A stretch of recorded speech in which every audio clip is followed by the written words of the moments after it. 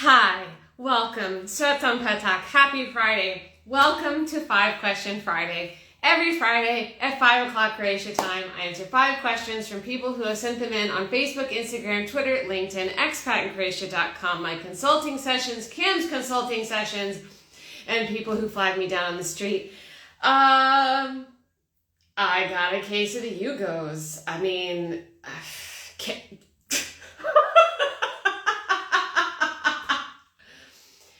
As I was saying that, I saw outside, because right outside my window, there's a concrete wall on my terrace, and then above it is this grassy area where people go and walk the dogs. So as I say, I've got a case of the Jugos, this giant piece of packaging just tumbleweeds across. I mean, look at this. Look. I'm so out of sorts. And I feel like I have judged locals here for their for Jugo. All right, let me just set a baseline. Who doesn't know what Jugo is? It's okay if you don't. It's something that's kind of specific to the part of Croatia that I live in. I will explain it. So in Croatia, you have, I think, 7 or 8 winds, but only 2 of them really matter. So the two that matter are Jugo and Bora. So Bora is a cold northeast wind that it can happen all year round, but most commonly it happens in the spring. If the sun is shining and it's windy and you're freezing to death, that is Bora. Bora is nice because it comes and clears all the stuff away. It's really nice and fresh. And then Jugo is a warm southeast wind that usually brings rain, and it makes people crazy. And I just thought that was some silliness for a very long time. People canceled plans up until the mid-70s. You could use Jugo as a defense against homicide. But I gotta say today, feeling a little nutso. It's been really super windy for the last couple of days, but today it's ridiculous. It's hot and cold at the same time. And just the wind is blowing from all different directions, so you can't ever quite get your hair out of your face. And because there's this humidity in the air, my hair was straightened when I left the house this morning. And now, what is this? What is this? I'm not even bothering today. I could have, with the 10 minutes spare that I had once I came home, straightened it and looked all nice, but that wouldn't really be real now, would it? I would love to be outside today before the time changes and it gets all dark, but couldn't do that. It's way too windy. It's kind of messy. So here I am inside with electric light. I'm so sad we're going into winter and we're going to have daylight savings time and I won't be able to do this outside anymore for the winter time. That stinks anyways. Do you see what I mean? You see what I mean with the Jugo? So let me dive into some stuff that happened this week, some stuff that's coming up that we're super excited about. First, I want to say, if you did not see last week's episode, you gotta watch it. You gotta watch it. So on last week's episode, I was up on Marian Hill with Nikolina Kukoc, who's a friend of mine here in Split. She works for Split Tech City. She does some magic over there. She's also a part of a a cappella singing group called Ostro Konje. I don't say that quite perfectly.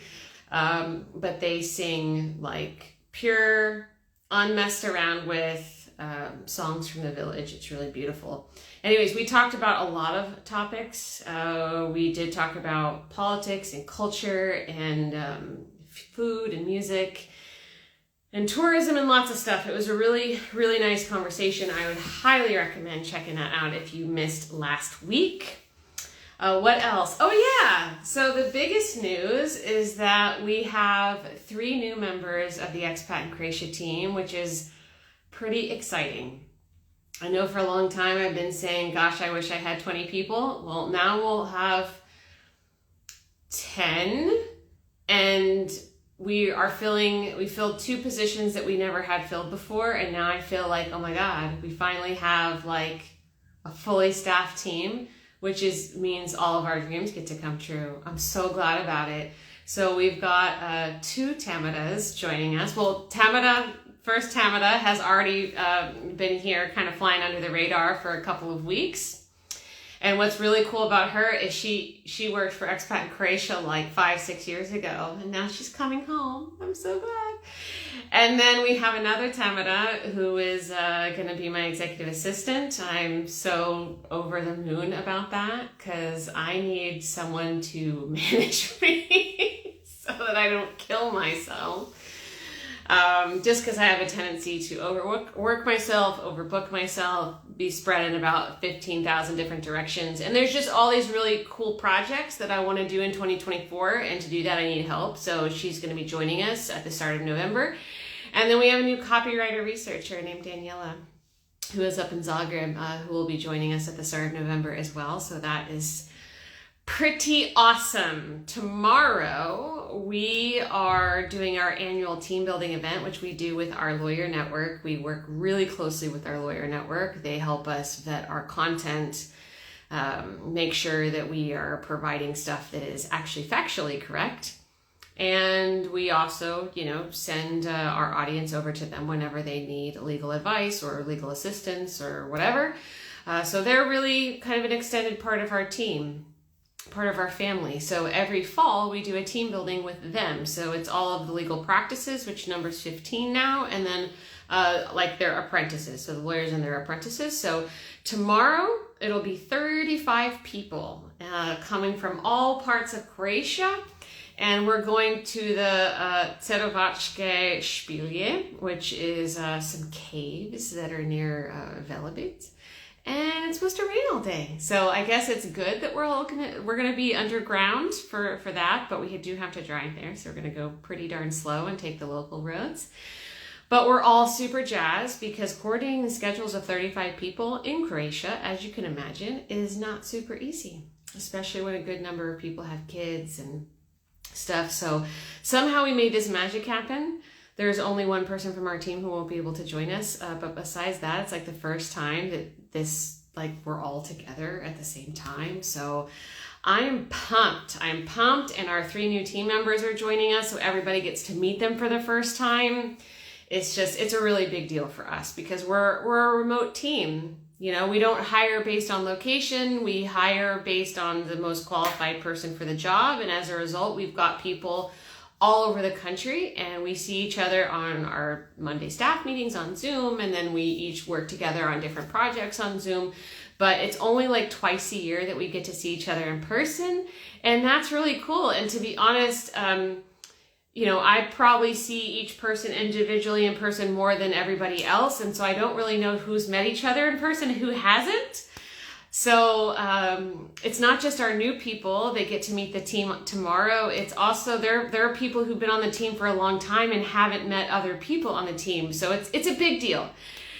Demi will be with us, and she's going to share all of this on our socials tomorrow. So you'll get to come along on our team building adventure tomorrow. So stay tuned for stories about that. What else did I want to tell you today?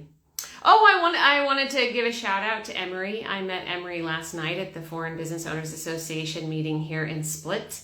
It was really a pleasure to meet you. I always love when people say hi to me out in the wild.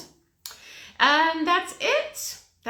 So now we're going to go ahead and get into the questions. Thank you so much for being here. If this is your first time joining us, this is 5 Question Friday, and I am going to answer 5 questions about Croatia like I do every single Friday. If you would like to see your question answered, you can drop it down in the comments right now if you'd like, and I'll be happy to answer it live now, or you can DM it to us another time and we can answer it here on a future episode. I see Maria's just joined us, our content manager. Hi, Maria. Okay, so we're going to go ahead and get started with the questions now. This first one came in from Matt on email. He sent this through this week, actually. My wife and I are planning another trip to Croatia around March next year, coming out from Australia, and I was wondering if you get any feedback or give advice on flights people take when they come over from here, as I've noticed getting direct routes into Croatia is not quite as simple as going somewhere like England or Italy. All international flights seem to come into Zagreb only, at least from this part of the world. I've got no issue with this, mind you. Just thought it would be interesting if there are any other carriers who are a bit more specific to the area other than others. Okay, this is a great question. I've never actually gotten this question before, so I'm super down to answer it. So Croatia has more flights than it ever has, direct flights from other places, but it still has a long way to go, and that's partially just because of demand. So maybe 3 or 4 years ago, I remember we got our first direct flight from overseas. That was Philadelphia to Dubrovnik, which I think they abandoned. I believe there might be a New York to Dubrovnik that's seasonal now. And then there is, I think, a Toronto, Canada to Zagreb flight. But we don't have any direct flights from Australia yet. I mean, that would be a really big deal for them to do something like that. So I know that if they ever were to organize something, they would scream it from the mountaintops, and then we would scream it from the mountaintops, and then you would certainly know about it. But that's a big flight to have direct into Croatia, so I don't really see that happening anytime soon. But it is definitely all about volume. I'm not sure how often they're doing the one from Canada or New York. I know when they had the Philadelphia to Dubrovnik, it was like they only had it once a week, which can be hard for people to plan. So, if they can't fill that flight, they're not going to add more to the schedule. That being said, Croatia is, territory-wise, is a small country, and getting from Zagreb to the other major cities in Croatia is really easy by plane. From Zagreb to Split, it's 35 minutes. By the time you go up, you come back down. Like, it's just the blink of an eye. And that is actually Zagreb to Dubrovnik is probably the longest flight. And I've never taken that flight specifically, but I can't imagine it's more than like 45 minutes. Melissa says, my husband, aunt, and uncle fly from Sydney to Dubai, then Venice. Cam's here. Toronto 2 times a week, May to October. Thank you so much, Kim. Yeah, when I haven't been to Australia, but I went to Southeast Asia, and I had to go through Qatar. I went through Doha to be able to get to that part of the world. So I think it all depends on the airline in terms of where you're going to make that connection. But for now, connection has to be made. You can get to other parts of Croatia other than taking flights, for sure. There's buses, there's trains. There's renting a car. This is a great drivable country. Depending on where you are, you can take ferries. You can take a ferry from Italy. I know that there are some people who will fly to Italy and then they'll take a ferry over to Split or Dubrovnik. So there are a few different options. So I wouldn't let that hold you back that there's not a direct flight directly from Australia or Oceania. I don't know. Oceania. I don't know how to actually pronounce that word. I don't think I've ever heard anyone say it. But Southeast Asia, Australia, New Zealand, you're most likely going to have to connect at least a couple of times for that. So thank you so much, Matt, for that question. All right, the next question is from Tyler. Tyler was a fan that I then met in person. And he sent me a message on WhatsApp this week. Have you been able to find a substitute for graham crackers for use in pie crusts? I'm so glad that he asked me this question. So just in case, for those of you who are not familiar with what graham crackers are a unique American invention. They're these lovely kind of half cracker, half cookie things. And so when we make cheesecake in the States, we very commonly grind those up into a powder, and then we mix it with some butter and we press it into a pie tin or springform pan, and then bake it for 20 minutes and then make it into a cheesecake. So here, we don't have graham crackers, so what I use is digestives, which is such a weird name for a cookie, but that's a British thing. It comes from the UK. They sell them here in stores. The brand that's in my store is called McVitie's digestives. We do have a link to British Corner Shop, which is a shop in the UK. You don't have to buy it from them. You can get it in stores here, but at least you can see what the packaging looks like. So if you would like that link, send us a DM and Cam will shoot that over to you. But yeah, to me, they taste nearly the same, actually. So it's a really great substitute completely. And if you've never if you have no idea what I'm talking about, like at all, try it. Actually, graham crackers or digestives are a really nice crust for a cheesecake. It's a beautiful combination. So I would check it out. Alrighty. Oh, and if you would like a cheesecake recipe, my favorite cheesecake recipe is Bon Appetit's vanilla bean cheesecake. It's excellent. Okay, third question is from Jen. She asks, she sent this in on the 5-question Friday form. How long does it usually take for the Los Angeles consulate to reply back to an email request for an application appointment for citizenship by descent? It's been 3 weeks and I've heard nothing. Should I email them again or should I make a phone call? Thank you. P.S. Love your 5-question Friday. Thank you, Jen. So glad you're here. Thank you for the question. This question really gave me a little bit of a kick. So I absolutely had to answer it. Perigo, I see your question. I'm going to answer it after this, okay? So, where should I start with this? All right. There are a few things I want to say about the consulates. First, I think it's important to understand that the consulates are under the Ministry of Foreign Affairs. The Ministry of the Interior is the one that actually processes residence applications and citizenship applications.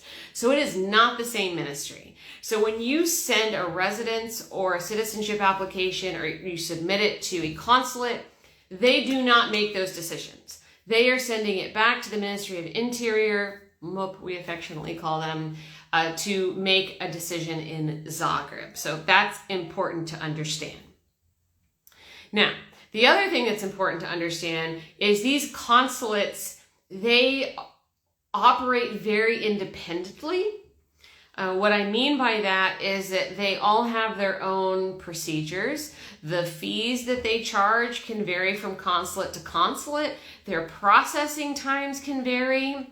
Just kind of everything. And they're also really siloed. You know, they're not in Croatia, so they don't, from what we have experienced, what our clients have experienced, our audience has experienced, they aren't necessarily always completely up to date. I wouldn't say that's necessarily their fault. You know, I can't speak to how often they're getting training or updates from like the home office or whatever, but I've seen that they have been behind the times on certain things, and they have that kind of autonomy and discretion. So we've had experiences with clients where they've tried to implement a rule or asked for documents or said no, you can't apply for this under this basis. In all those situations, it's been false, and so our lawyers have had to go back to them and be like, "What are you doing? This is the law. You're not following it. Like, what are you like? Stop." And so they've had to advocate on behalf of them, and it's always worked out.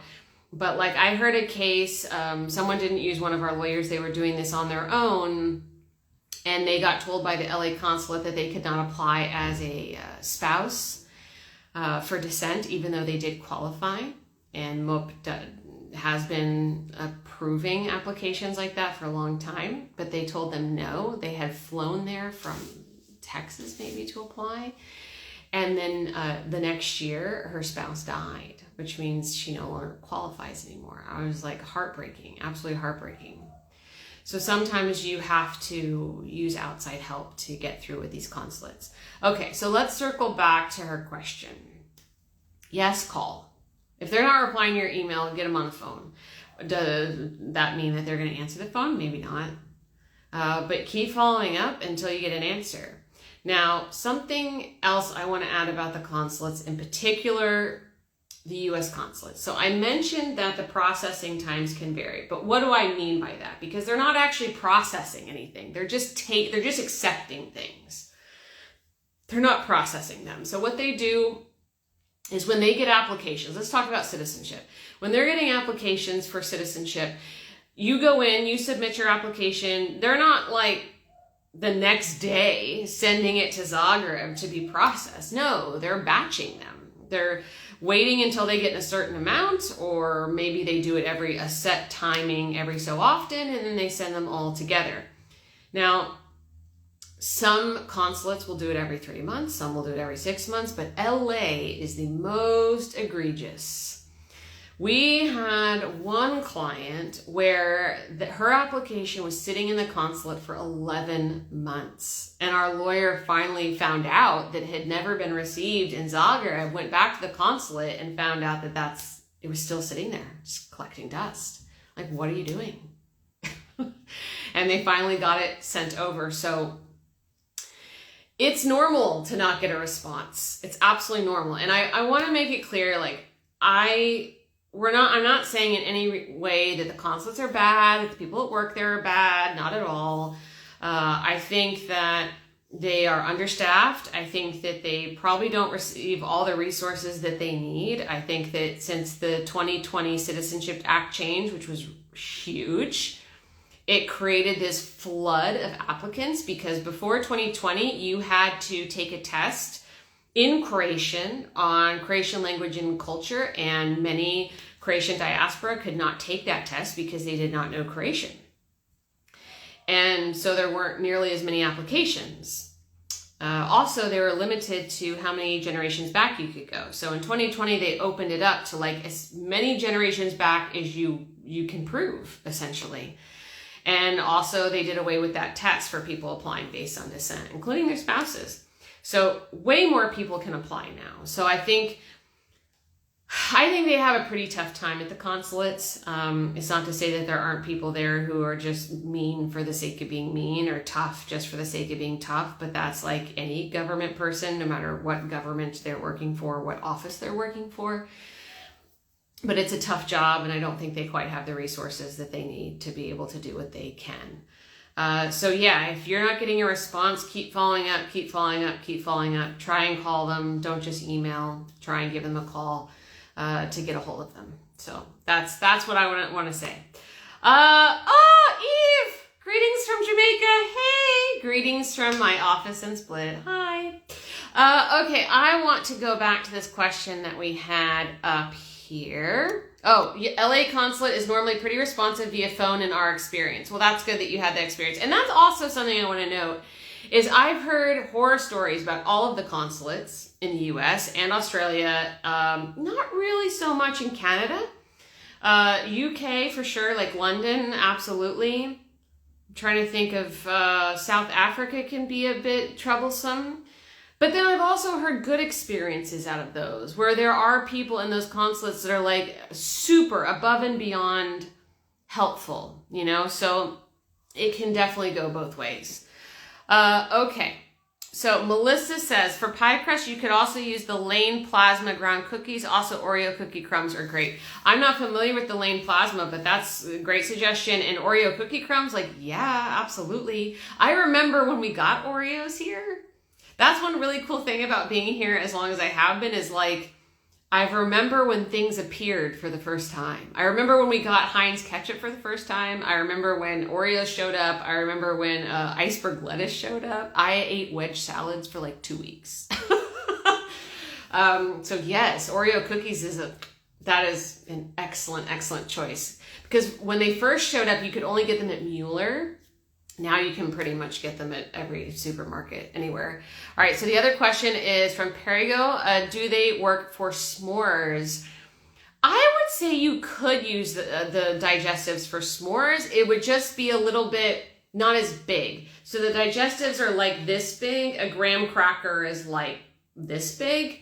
So yeah, like one big fat marshmallow, one small piece of chocolate, definitely. You could probably also use them for ice cream sandwiches, I bet. Okay, let's go back down at the bottom. All right, what else do we have here? Registration of birth and citizenship for our kids only took 6 weeks from dropping off the application at LA Consulate to receive domovnica in the mail. Question, was this like newborn kids, or were they, older? I'd be curious about that.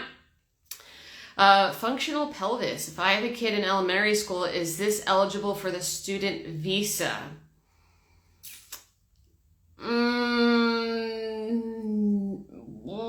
Student resident, well, Not for you as the parent. For the child, a minor can get a student residence permit. Usually that's used for high school, not elementary school. And you can get, if you have a minor in school here, then there is a method for family reunification for the guardian.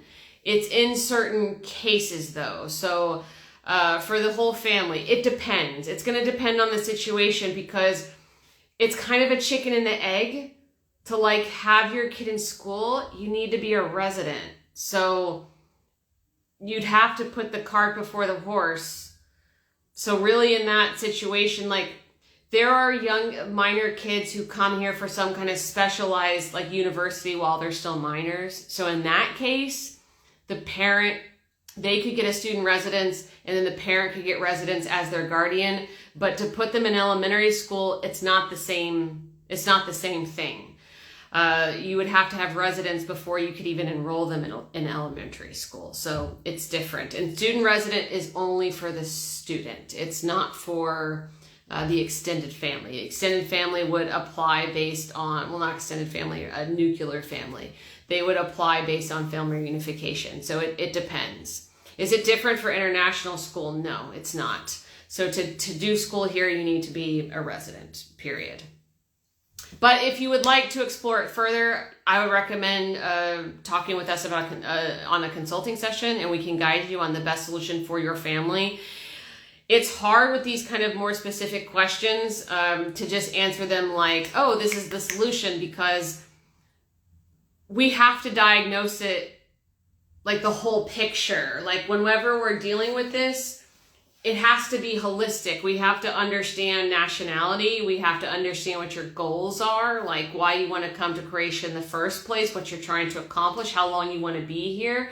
There are so many pieces of the puzzle. All right, I'm going to go off on a tangent for a second.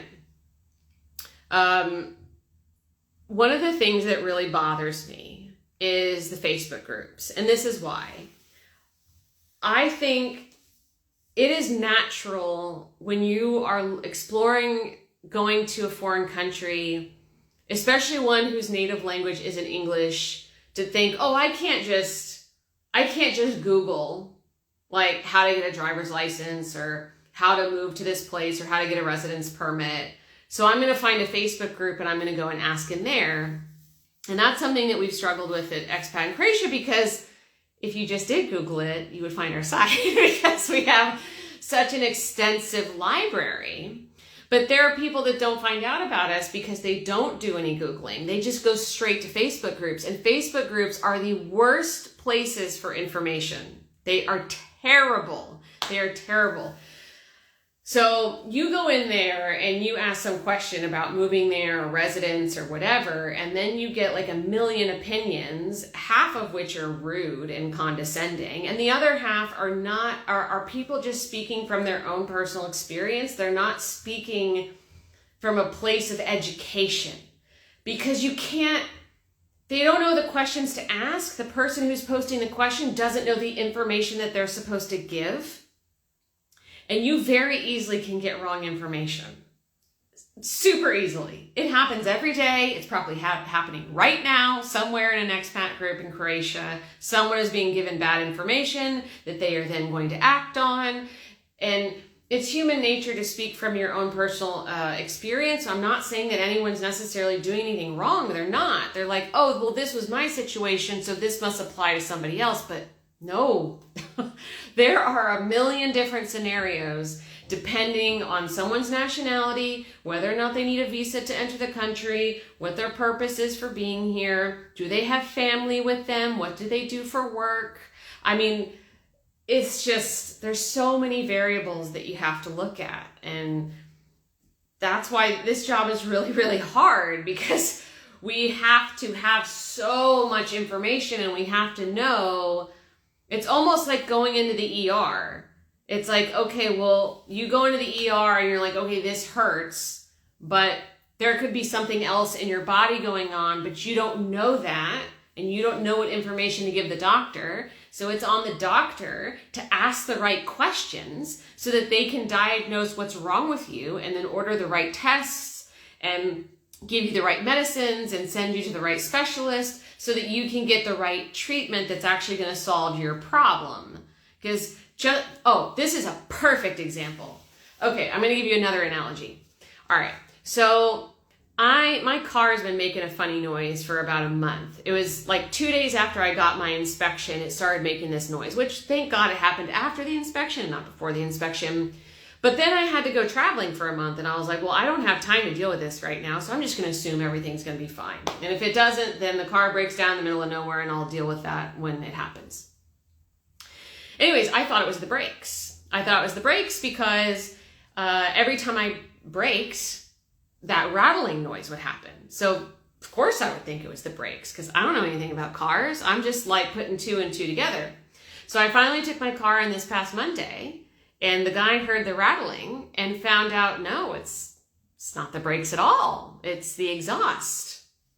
But I wouldn't know that because I'm not a car mechanic, but he knew that because he is a car mechanic, because he's educated on what these noises are and where they're coming from. But I had no idea. So that's the point I'm trying to make, is that I'll give you one other example, and then I promise you I will step off of my soapbox. But it's important. I want you to understand why this is such a cause célèbre for me, because we have had so many people come to us that have gotten bad information from Facebook groups or somebody they met in a cafe bar or an expat meetup or some other company that is adjacent to what we do. And then it can really screw up their life when they get bad information. And it's just like, it breaks my heart. It really breaks my heart. I met someone at a foreigner event recently. And he was asking me, we just met for the first time. He was like, well, how can I come here and get citizenship? And I was like, well, I know you want me to give you a simple 1-sentence answer, but it's not a 1-sentence answer. And he kept pushing me and pushing me and pushing me. And I was like, no, I cannot do this. Like, we have to sit down and have a conversation, and you have to let me know, like, why do you want to come to Croatia? How long do you want to be in Croatia? Why do you want to get citizenship? What are you willing to sacrifice to be able to get citizenship? You know, what do you want to do for work? Do you already have a job? Do you want to come here and open a business? You know, it's a much larger conversation. So that's important. That is my big disclaimer with the expat groups, is you're not necessarily going to get facts in there. And so take everything with a grain of salt. And before you go into an expat group, Google it first. Because we've been around a long time. We have like more than 600 guides on the site at this point that are constantly being updated. And more than likely, we've already answered that question. I mean, we have someone on the staff who started in March, and she's still getting to know our content because it's such a large encyclopedia stuff. She sent me a message from a client the other day about donating blood, and I was like, oh, we've got a guide for that. Yeah, I mean, we've got guides for pretty much almost everything. So I'm off my soapbox now. I don't even remember what the original question was. Oh, was it really about the LA consulate? Oh my gosh, that was like 3 days ago now. All right. Yeah, that's all I have to say about that. All right, so the next question is from Joseph through our 5-question Friday form. My wife and daughters are getting their Croatian citizenship based on descent, and they have been approved. Congratulations. They will have dual citizenship with Croatia and the U.S. Here's the question. In order to get a residence permit, do citizens have to pass a language proficiency test? No. To get residence in Croatia, nobody has to take a language proficiency test. There's only 2 times where a language proficiency test is required. You ready? Okay. One is if you are a third country national and you are not married to a Croatian and you are applying for long-term residence. That is one situation. I had to do that myself. I took that test in May 2018. That's a B1 level test. And then the other time is if you are naturalizing. And when I say naturalizing, I mean you are applying for citizenship based on being here long enough. Like, you're not married to Croatian, you are not an EU citizen, you don't have any Croatian heritage, you're like on your own. Okay, so that means you have spent 8 years in Croatia with residence, you hold long-term residence, and then you want to apply for citizenship. You have to take a test on history and culture, and it's given in the Croatian language. The questions are actually in the law. You can see the questions in advance. You can study for it. There are 100 questions in the law, and then they randomly pick 20 that you have to take. Nobody does this. Like, this test exists, but nobody ever does it, because to be able to, first of all, it's extremely hard to even get to that point, because Croatia's immigration system is built in such a way to prevent you from even qualifying to apply for long-term residence. And because if you get long-term residence, then you can qualify to apply for citizenship. So that's one hurdle. The second hurdle is that to do that, they require you to give up all your other nationalities. I mean, that's why I'm not naturalizing, because if I'm going to give up my American citizenship, I want that to be my decision, not Croatia's. So that's why I'm going based on a different article, and I'm not naturalizing. So that's the only time that you would have a language proficiency test. Okay, in this case, it sounds like they are planning to come to Croatia and live after they've gotten citizenship. So we do have a repatriation guide specifically for Croatian citizens that want to come live in Croatia who have not lived here recently. Either they moved away decades ago, or they just are new citizens and they want to come move to Croatia. So if you would like that repatriation guide, send us a DM. I'd be more than happy to send it to you. Okay. All right, this is our last question today. This came from Linda through the 5-Question Friday forum. Can you explain the process of dogs moving from Australia to Croatia? Is there a quarantine, or can they come straight to me? I don't want to leave them anywhere. I imagine not. No quarantine. So there's 3 things you have to do when you want to bring a pet to Croatia.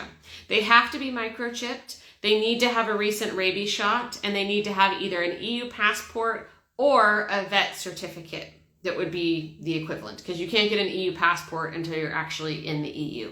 We do have a guide on how to bring your pets to Croatia. So if you would like that, send us a DM and we'll shoot that over to you. It's not just about those 3 requirements that you have to meet. It also talks about which borders you can enter with pets. It also has a guide to, where you can find pet supplies, how to find a vet once you get here.